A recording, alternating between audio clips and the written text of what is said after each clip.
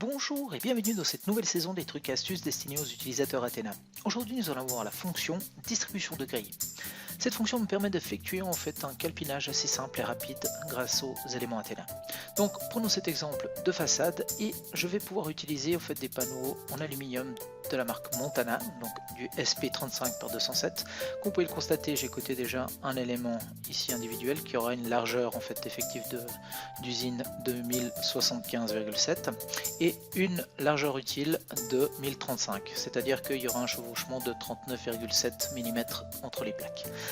Donc nous allons maintenant nous concentrer sur la fonction elle-même. Donc pour me faciliter un petit peu le travail, je vais juste cacher les éléments des fenêtres qui ne m'intéresseront pas. Donc nous avons une fonction ici qui s'appelle objet invisible, qui me permet de cacher ces éléments-là. Et la fonction qui nous intéresse aujourd'hui, c'est distribution de grille qui se trouve tout en haut à gauche dans la partie dessinée. Donc ceci, il me demande automatiquement de spécifier en fait un point dans la surface que je veux remplir, tel un hachurage par exemple.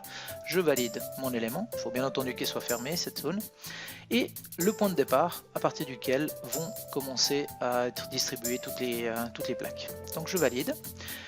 Ici, je vais pouvoir renseigner tous les éléments qui vont être calpinés, c'est-à-dire la largeur de ma plaque, donc on avait vu tout à l'heure c'était 1075,7. La hauteur de mon élément, je vais utiliser une hauteur de 4 mètres, parce que ce qui me permettra de mettre ce que je peux mettre par exemple sur ma camionnette ou autre pour la livraison. La distance horizontale, c'est bien entendu la distance horizontale entre les plaques. Comme elles vont se chevaucher, nous allons mettre une valeur négative de 39,7, comme on a vu tout à l'heure.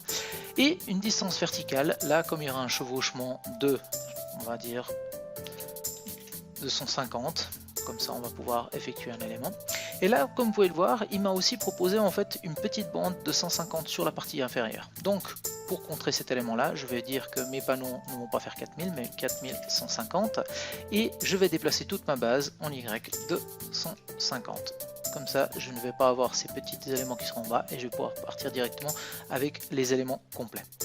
Une fois réalisé tout cela, je vais aller dans la partie de sortie. Je ne vais pas désigner ou coter ma grille, mais ce que je vais pouvoir lui demander, c'est de me sortir une liste des contours de tous ces éléments là. Je valide, le calpinage s'effectue, comme vous pouvez voir le listing est ici et maintenant je vais pouvoir sortir tous les éléments individuels comme cela. Donc comme vous pouvez le constater, mon calpinage est effectué selon les valeurs. Ici j'ai une petite nomenclature qui est insérée désignant, et ici vous avez directement toutes les positions qui sont sorties avec la liste et les quantités, les cotations et ainsi de suite. Donc voilà, c'est tout pour aujourd'hui, je vous dis à très bientôt.